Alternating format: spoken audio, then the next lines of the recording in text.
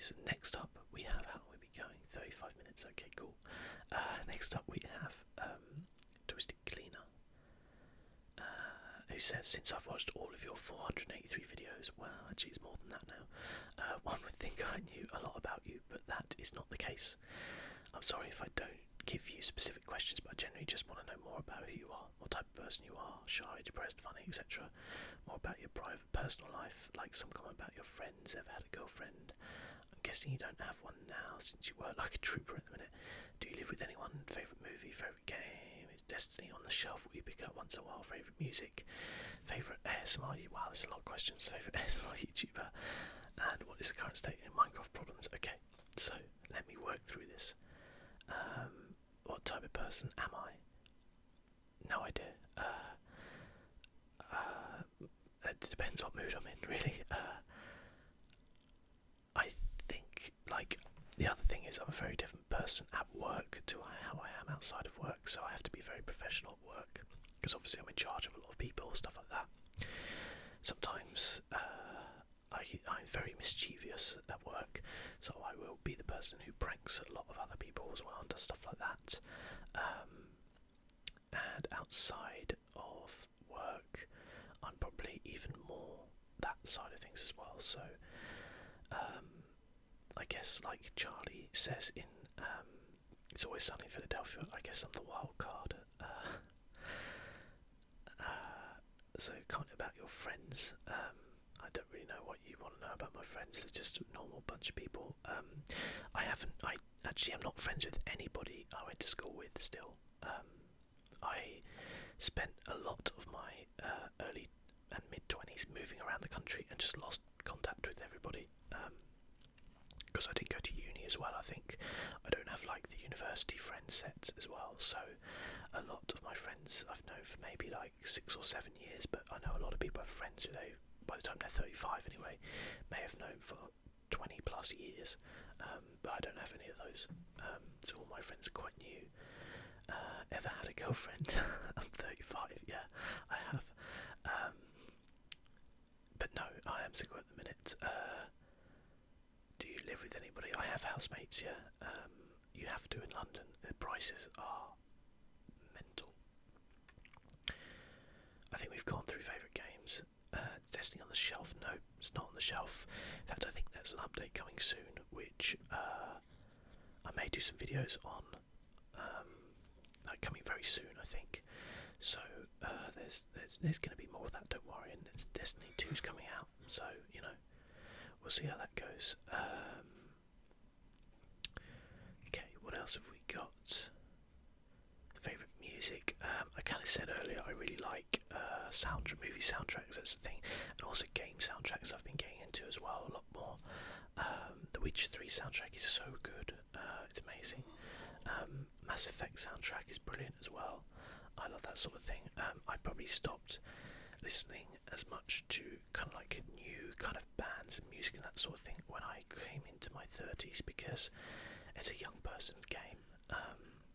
It's nice nowadays though that you can, like maybe something people take for granted is something like Spotify, or I use like Google Music, where you can just pay a monthly subscription and listen to whatever you want whenever you feel like it. And I think that takes away some of the kind of differences. Say when I was younger, you used to go to a shop, you used to pay like between £10 and £15 for a CD, and then you used to go home and you would just listen to that CD. Whereas now you can be like, oh, I like that song, yeah, I'll put that in my playlist, or oh, I like that, I'll do that. And it's just changed, I think, the way music is nowadays. They kind of said it was going to be the death of the album, but I don't think that's the case. It's just that the kind of way that artists get paid, I guess, is different. Like it used to be, if you had a hit album, that was something which was really big and important, but actually it's more like if you have a really big single, then that's where they make their money, I guess, nowadays. Like Gangnam Style, that classic. That's a joke. Favourite ASMR YouTuber? That's a difficult one, actually. I do watch a lot, and I tend to. There's not that many who I watch on a very regular basis, so ASMR Pixel Dust, who makes like gaming videos as well. I really like his stuff. Plays a lot of similar games to me, so he's just started playing through the Blood and Wine DLC on Witcher 3, which is great. I absolutely love that. No Man's Sky as well. I love his Skate series as well. There's something really relaxing about listening to the sounds of the skateboard as it goes around. It's really great. Other ASMR artists, well, I've already kind of mentioned a couple in like Ephemeral Rift, Gentle Whispering. They're like the big ones, which a lot of people know about. Anyway, to be fair, I don't know. Let me just have a look. Actually, I'll tell you who I've subscribed to, who I like. So, where are we? The ones who I watch on a pretty regular basis, I guess. Evergreen ASMR. He's pretty good. He's got some cool series going on. He's doing more Pokemon stuff at the minute, so I'm not really hugely into Pokemon, so I haven't been watching it that much.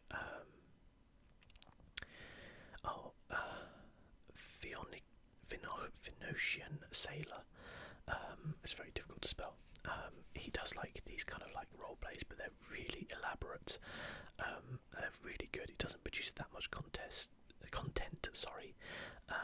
but when he does, they're really good. And often they're actually, he's done a few which have been based around video games or movies and stuff like that, which are really good. Pixel Dust ASMR, I've obviously mentioned. Sleepy Hearth as well. Does really good. Hearthstone and Blizzard stuff. It's really good. Often streams, I think, and then the stuff he puts up on YouTube is the stream, but it's always really good. The ASMR Nerd as well. Obviously, that's a real kind of classic one. His Skyrim wonders are just the stuff of legend, aren't they? Really, on there. So yeah, there's loads, but honestly, there's loads. Really, that's the amazing thing nowadays. Is there's so much choice. It used to be such a niche kind of thing, and there's so many people doing such amazing things, doing really new and exciting stuff, and taking things in different directions. And I feel hopefully like I'm part of that, doing that in a different direction. But what I do, I don't think is that original, really. What's the current status on my Minecraft problems? Well, obviously you can see Minecraft Season 2 is up. I still need to do some stuff on the server, the Whispercraft server. Kind of see how that goes. So that's still ongoing, but obviously we are into Season 2 now of the Minecraft main series, so that's pretty cool.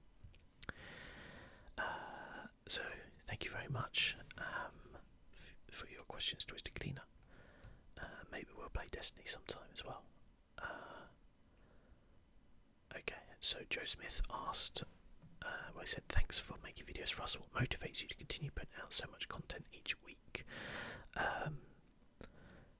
Well, I mean, it's fairly easy to be motivated when you have such great feedback from people, so that obviously helps.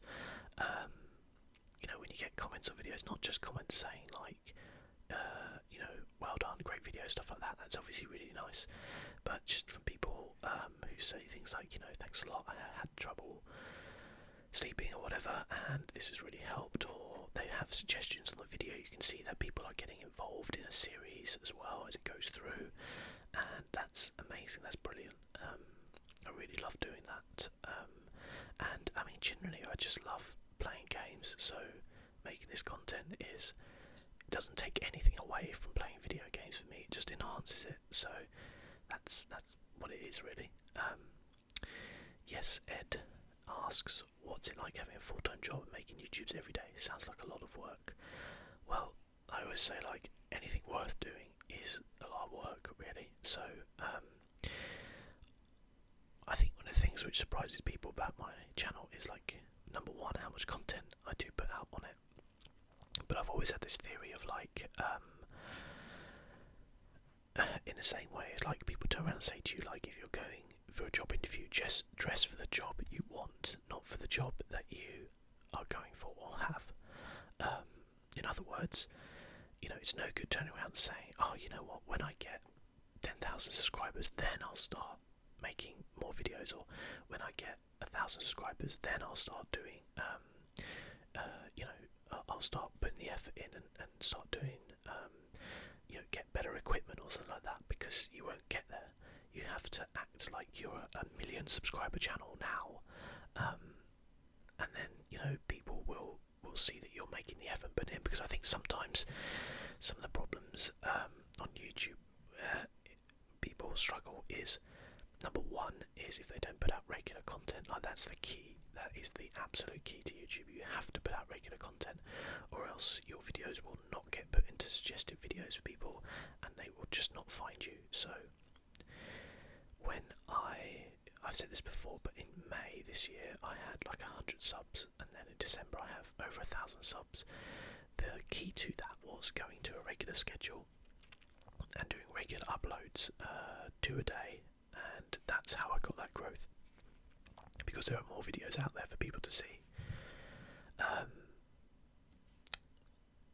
And also, you know, I totally understand why it does happen for people, and it is sad, but sometimes if people take a long break, like that can just really hurt your channel. It takes a long time to then get back into it. You know, like anything, it's like, say you're going to the gym, you know, like you go to the gym on a regular basis, it becomes kind of like a normal, natural routine. If you then stop going for a couple of weeks, it's really tough to get back into that routine and go into it. So you just kind of got to keep going, really, with it. And yeah, I think, like, if you do that, you see the rewards that you get. One good thing about my job, which helps, is I don't have to take any of it home. So there's no like work outside of work, if that makes sense. So I know whatever time I have outside of work is the time I have, and I can plan when I want to do things and what I do from there. A lot of people sometimes will have to do work, you know, at home or stuff like that, and that can seriously impact upon their lives. But I like to have a job where when I walk out that door, when I finish that job, it's done. And if I have a day off, then that is a day off. I don't have to worry about anything, and that's what's quite nice about it. So yeah, it is a lot of work, but it's incredibly rewarding. So yeah, it's well worth it. So the next one is by Mona Jarvinen. I do apologise, by the way, if I get any of these names wrong. I am terrible. I'll tell you a story. Actually, I was doing some job interviews the other day, and I was looking through CVs. We obviously had like an application online. I was looking through CVs of who to interview, and I printed out like 5 of them. And one of my colleagues, she was going to be doing the interviews, and she was like, "Phil, why have you chosen all female applicants?" And I was like, "What do you mean?" She's like, "You've given me 5 people on here, and they're all females. Was there no male applicants? Not that, like, obviously we're choosing either way, but it's just like, it was a bit weird." And I was like, no, the 2 of them are male. And she was like, "No, they're not. They're female names. I genuinely thought these names were male names, but they were actually female names." I had absolutely no idea, which goes to prove I'm not biased, but yeah, it just proves that I am terrible with names. I'm absolutely awful. So yeah, anyway, your question was, before I forget, congratulations. Do your friends or family know about your channel? And if they do, how do they feel about it? No one really cares. I've got to be honest. No one really cares. Everybody knows that I do this. So, you know, friends, family. I haven't told anybody at work what I do, but I try to keep work and like outside of work very separate.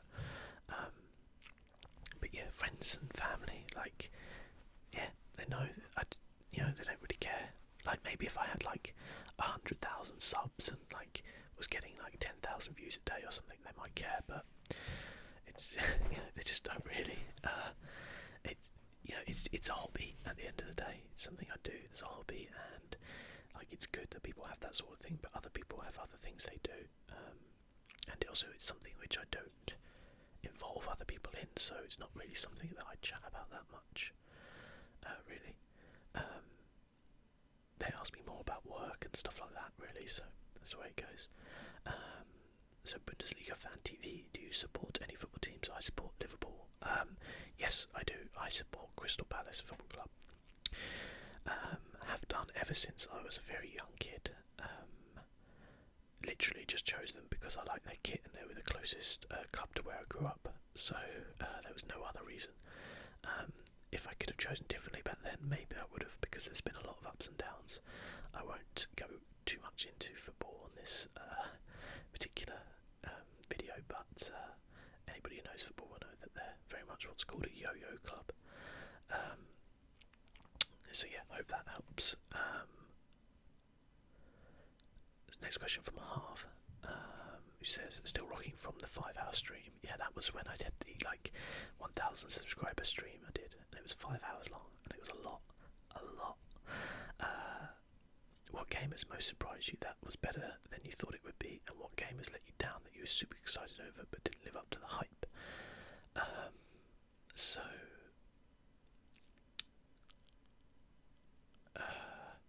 I actually had to have a think about this because I didn't really know. But then I did remember two games which very much kind of did this. So, which game surprised me is a game called Dragon Age Origins. It's fairly well known, I guess, but it is amazing. It really is amazing. It is probably one of the longest games you'll ever see. It's got an amazing story. The fact that you can have all these different starts to the game as well is amazing as well. It's a great RPG, and I had heard nothing about it. I was looking for some sort of RPG game, and I saw it on Amazon, and it had 5-star reviews, and I was like, I've never heard of this game, what is it? And I was reading, and people were just like, oh, it's amazing, it's so good. And this was before the time of Steam or anything like that. This was on console, so I couldn't look at Steam reviews or anything like that. And I just bought it on a whim. So I went, yeah, sod it, I'm gonna get it. I never regret it. It was so good. Totally took me out of the blue of what it was about, what it was. It was brilliant. It's kind of very similar to one of my other favourite games, actually. Yeah, Knights of the Old Republic. Esque type of game. Really good. I recommend it to anybody who's interested. And then, by saying which game has let you down that you were super excited over, would be Dragon's Age 2. It didn't quite. I wouldn't say live up to the hype. I've never been a hype kind of person. I know when a game's going to be good or not. That might sound really arrogant, but you just have to look at the history of things. So, Red Dead Redemption 2, I guarantee you that will be amazing. I guarantee you. Every single game Rockstar make is amazing. It will be amazing. Mass Effect Andromeda, let's face it, EA has done some wonky things, so that one I'm a little bit worried about. No Man's Sky, when everybody was saying this was going to be amazing, I was like, it's being made by a studio with 6 people in it. I think everybody's thinking this is going to be a lot bigger than what it is, and so I wasn't disappointed in No Man's Sky because I didn't have that expectation. But Dragon Age 2, I did think they changed a lot in it, and changed the game kind of quite fundamentally, and it didn't quite feel the same. It was still good, I still completed it, still enjoyed it, but it certainly didn't live up to what I was hoping it was going to be. I'd say Inquisition, the third one, lived up more to what I thought it would be, and that was really good. I really enjoyed that. It was brilliant. So I hope that answers your question. Right, wow, still going, nearly an hour. Pixel Dust ASMR. There you go, I've already mentioned them. Not saying this as fake praise, but you are by far my favourite game-specific ASMR YouTuber. That's a very specific subject to be the favourite in, but thank you. There are others I like who do games as well, as more typical ASMR stuff, but very few do only games, and certainly not as frequently as you. I sometimes struggle to get one video a day done, and I'm unemployed, hopefully not for long. Anyway, I see you got loads of questions, but I'd like to ask you this. If your channel would be as popular as it is now, but you didn't have a full-time job already, would you consider going for a YouTube career instead of a normal job? Let me take a sip of my tea first.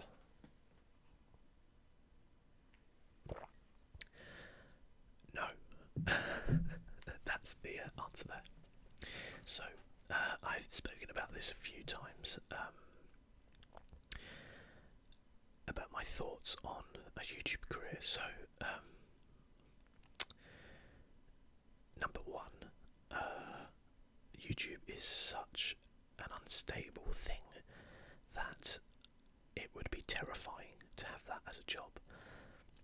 I say unstable not as in like the website's unstable, they keep making changes, but what I mean is one moment you can be flavour of the month, the next moment nothing.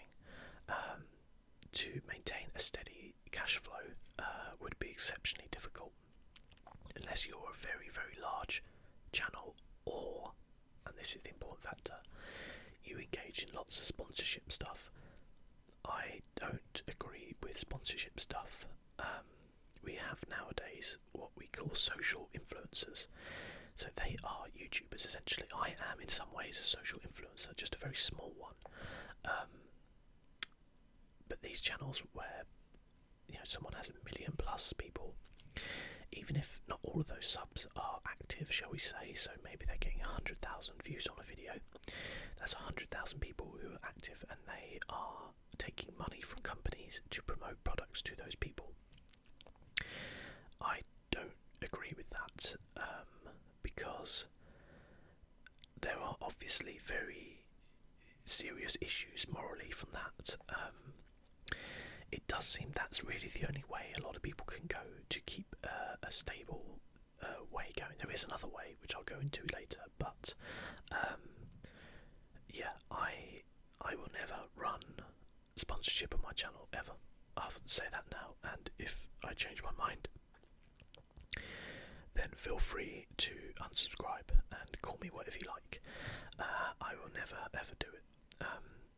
I also won't put full skippable adverts at the beginning of my videos unless I can choose what adverts go there, simply because while I don't think that is too much of an issue, having adverts there, because adverts appear everywhere, I don't like the fact that they're usually exceptionally loud when you're trying to listen to a relaxing video, which is why I don't put them on. I totally understand when people do. Some people do make a living out of YouTube, like they're not lucky enough like me to have a full-time job, so they do rely on this income, and I do understand that. But where I have a choice at the minute, that's not something I'll ever do. And yeah, I just don't agree with, so say for example, I get sponsored by, I don't know, say a publisher gives me a game, it's like, look, we're going to pay you X amount of money to play this game on your channel. Okay, how does anybody know that what I'm doing is real? How can I have any sort of credibility within myself about what I'm saying on this? Now you might say, well, I'm just watching your channel because it's relaxing or whatever, but the fact is, for every person who is doing that, there's another person who may have been on with me on my channel for a few years, and genuinely thinks that my opinion on games is important, weirdly, and they go out and buy that game, and then it turns out it's not actually as good as I made out it was. Now that's like, it's not me at all. I'm never going to do that. The one way I would consider it would be via Patreon. So people have a lot of mixed feelings about stuff like this. So if you don't know what that is, it's essentially a way in which fans fund creators. I don't like calling myself a creator, but I'm a content creator. I make content, so that's what it is. I think creator's a bit too artistic for what I do. But anyway, Patreon works, but people make donations, usually very small ones, but then lots of people will do it. So say for example, 2,000 people are patrons for this large channel, and they each give $1. That person's getting, well, they're not getting $2,000 a month. Hey, so unfortunately my webcam I cut out because it only had like an hour limit on it, so this is like the second part to the Q&A, as it were, but I'll put it all in one for you. Or maybe I'll split it, I don't know, we'll see. So I was talking about Patreon, where people pay like $1 or whatever. It's a small amount. Sometimes they can pay a lot more if they want to, if they really believe in what that person's doing. It's fine, and that funds the person. Then they don't have to rely on advertising, sponsorship, or anything. Now, obviously, the problem there lies in that the people have to pay for your content, essentially, which you can turn around and go, well, hang on a minute, if you can just get advertising revenue, Why not just do that? Don't do the sponsorship, and then people don't have to pay. Yes, I do to a certain extent agree with you, but it's a lot more difficult than that. Like, as I say, like the ups and downs of YouTube are so high and so low that to do something like be able to have a good life and actually do a YouTube channel, and by good life I don't mean drive around with a Ferrari, but I mean just like have a stable, like average wage like income and do YouTube, you would probably need upwards of 3 million views a month, maybe more, genuinely. So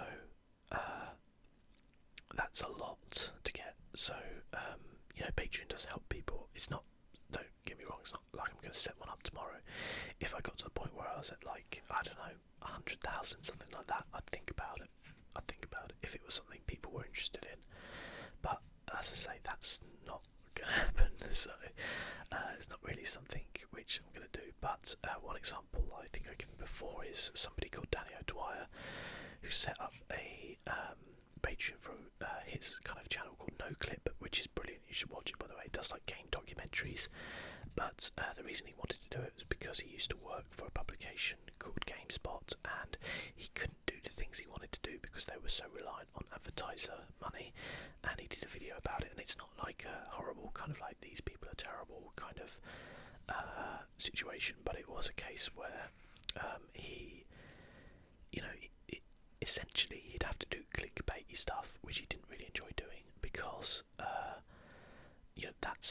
that's what the advertisers would pay money for.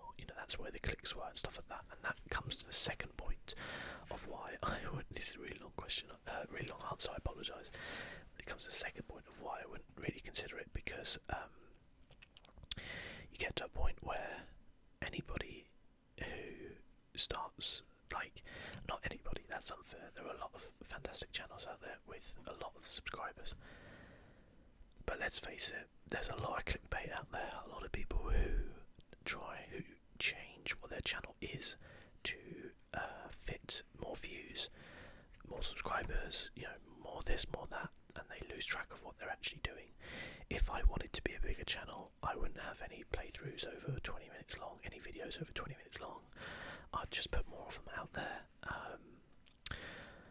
I'd have more clickbaity thumbnails, more clickbaity video titles like, oh, you wouldn't believe what happens in this video, or top 10 No Man's Sky things you can do, and stuff like that.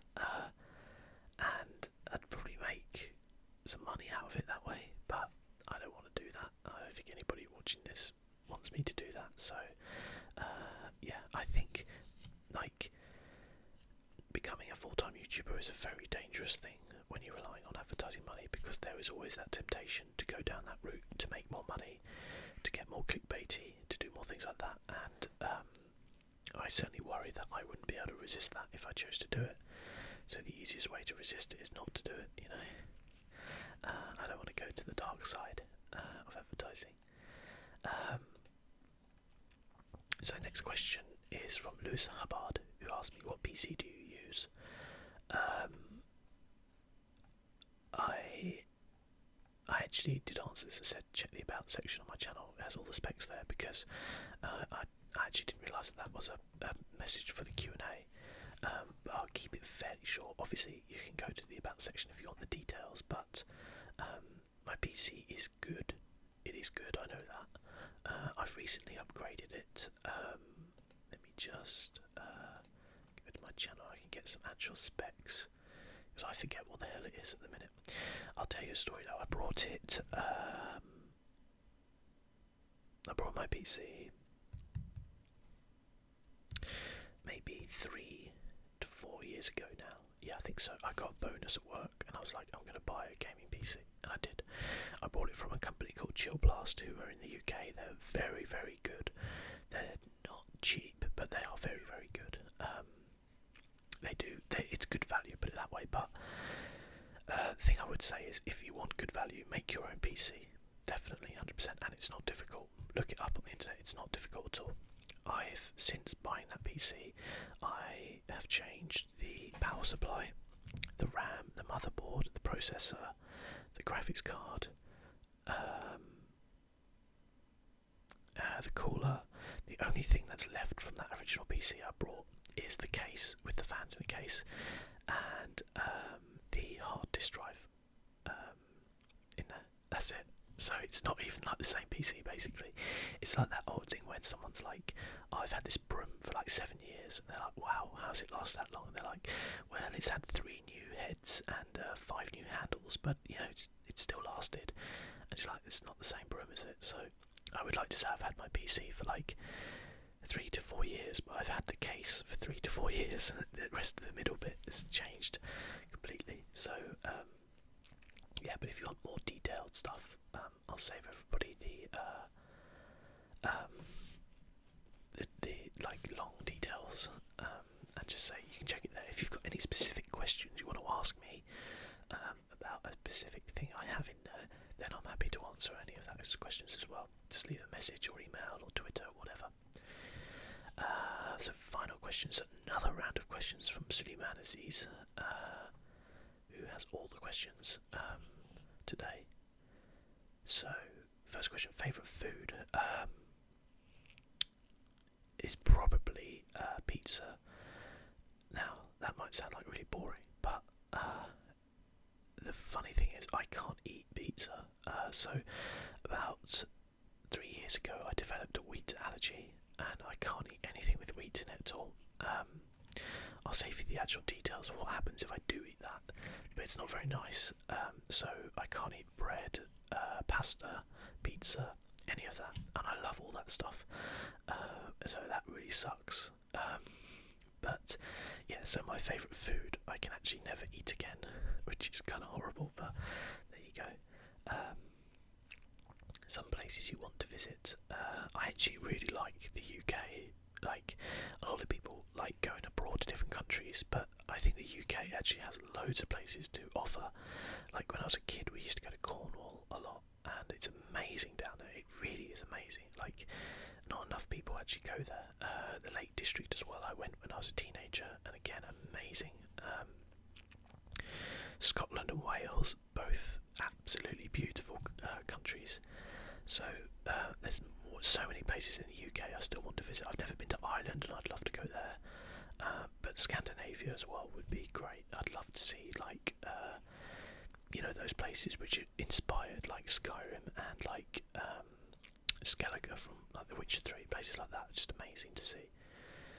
Favourite holiday, probably, I think, as I said before, like going to Cornwall when I was younger was always my favourite. It's such an amazing place to see.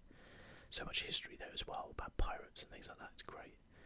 Favourite YouTuber, I've been through some ASMR YouTubers I like. If I was talking about YouTubers who I watch a lot of who aren't ASMR, then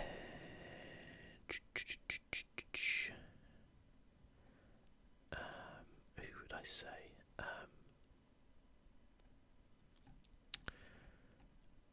It's kind of a tricky one actually. Day9 TV. I love his stuff, but he's more of a streamer who puts the streams on his channel. If that makes sense, rather than an actual YouTuber. But he's like, just comes across as a really nice guy.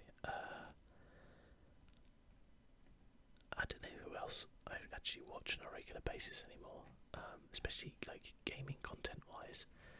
Things have changed a lot over the years, and I don't watch that much anymore, as much as I used to anyway. That'll make it. So yeah, I actually don't know who my favourite YouTubers are. It's weird. I don't know if there's anyone in particular I'm like, oh, I can't wait for that person to release their next thing. I'm actually looking down at the thing. I mean, from a Hearthstone point of view, I love Brian Kibler and Kriparian.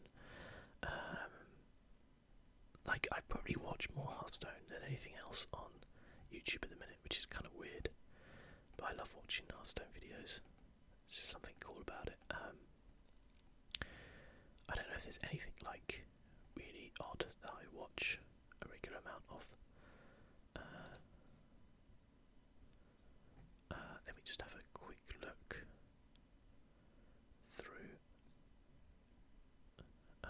I'll tell you the funny thing is when people moan about the layout of YouTube, because I find it fascinating. Like this thing where they're like, oh, it's changed because when you click on your home now, you don't get the channels which you are subscribed to. Well, yeah, you click on your subscriptions button, and that does the same thing. Your home button, like, it shows you recommended ones for videos you've watched something about. So it kind of makes sense, doesn't it? I just find it weird. Anyway, next question: PlayStation versus Xbox. I don't even care. Like, Xbox 360 was amazing. I had that. I had a PlayStation 2. That was amazing. I had an Xbox, original Xbox. That was amazing. I have a PlayStation 4. That's amazing. I'd love to have an Xbox, but I just see no point in it. I mean, if it's PlayStation versus Xbox, I'm going to go PC every time, basically. How many siblings do you have? I have 2 older sisters. And musical taste, all-time favourite song. I don't really have an all-time favourite song, to be honest with you. It's not something I go back to. It's all very based upon what I kind of feel like at that moment, really. So, yeah, it's incredibly varied, really. As I say, I do like listening to a lot of soundtracks, whether it's video games or movies or whatever. I actually listen more on my commute to podcasts and things like that. Some podcasts I listen to are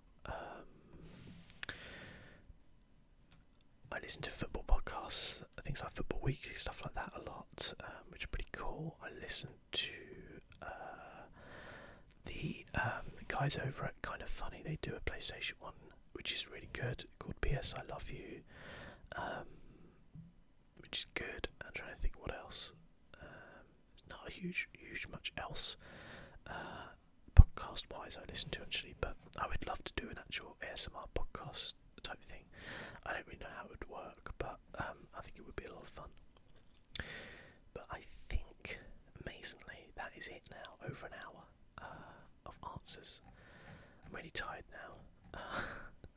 But thank you if you're still with me. Thank you so much. I genuinely am amazed that I got to 1,000 subs.